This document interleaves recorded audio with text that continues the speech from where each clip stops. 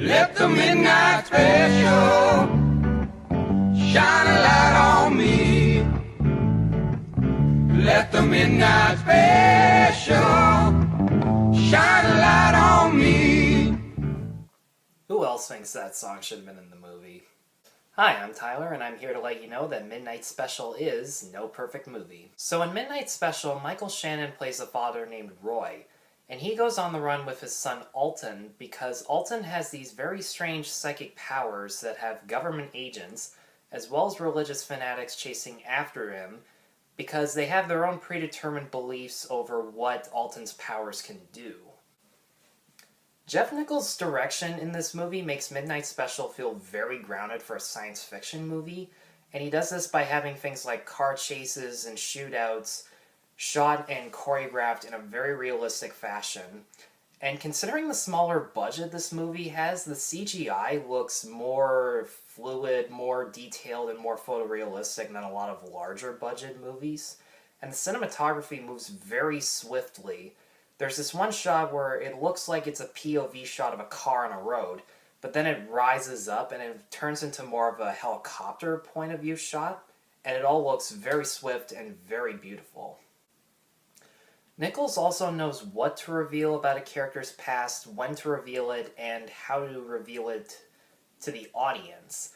And at first I thought a lot of these conversations felt a little reliant on exposition, like this one conversation about how Roy and Lucas, played by Joel Edgerton, became friends.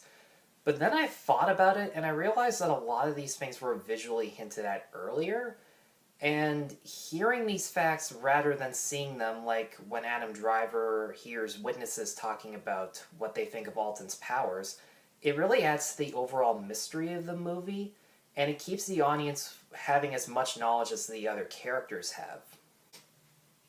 Michael Shannon gives a very genuine performance as this father who is willing to go to extreme lengths and is willing to do just about anything in order to protect his son.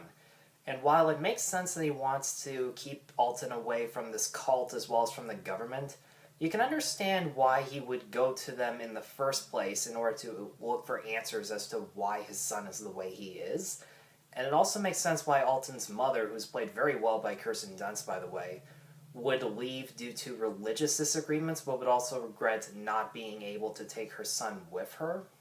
At first glance, Joel Edgerton as Lucas kind of looks like your typical hired gun who is willing to commit any form of violence in order to succeed in the end, and you would expect that the parent would be the one who's more morally sound and less willing to hurt people. But in the film's beginning, you can tell that Joel Edgerton as Lucas gives a very committed performance as this man who is surprisingly very morally sound and is not so willing to commit certain acts of violence, while Shannon, on the other hand, as Roy, is much more ruthless if he has to be. It's a cool little reversal, and it actually makes sense once we learn how Lucas became friends with Roy and also what Lucas does for a living and how it affects his life. Jane Lieberher as Alton gives possibly the most interesting performance of the movie, and his character has the most amount of intrigue due to the fact that we really don't know that much about him. We don't know the full extent of his powers, but when we see him doing things like wearing goggles on his head all the time or wearing headphones when he sleeps, we're given very little subtle hints at what he can do, and it makes it all the more shocking when we do actually see him use his powers for the first time. And there were very subtle hints like him reading a Superman comic for the first time and going, hey, what's kryptonite? And it very cleverly foreshadows what could weaken Alton physically as a person. The only actor who I think could have done better was Adam Driver. He plays this FBI analyst who is joining the search party for Alton. And it's not that Adam Driver is bad by any means. He does give a very good performance. It's just that his character doesn't have a full-fledged backstory, and he serves really more just to relay information to the audience as well as getting certain characters out of situations. And he felt just more like a tool than he did like an actual character, which is a shame considering after what a great performance he did in Force Awakens, you would expect a little bit more from him. There is an element that might bother a lot of audience members, and that's the fact that Midnight Special has a lot of story elements that are up for interpretation. We never really do find out the full extent of Alton's powers, or even where he got them from, or if there are people like him on Earth. But if you enjoy taking these elements and looking for multiple theoretical meanings behind them, like I do, you're probably going to have a good time.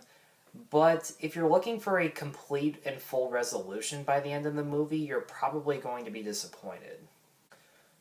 My only real issue is that the villains feel very one-dimensional and they aren't given an equal screen presence amongst one another.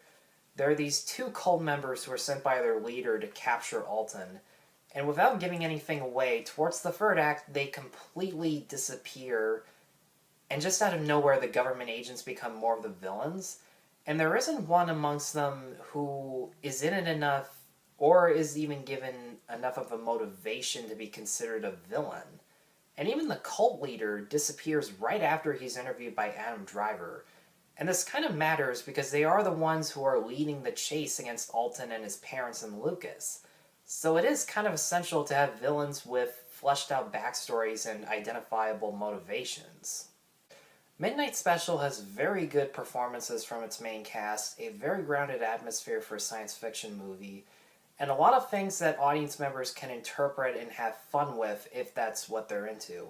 I'm going to give Midnight Special 4 out of 5. I'm Tyler Wolff. You can catch all my reviews here on YouTube and at NoPerfectMovie.com. Take care. Let the midnight special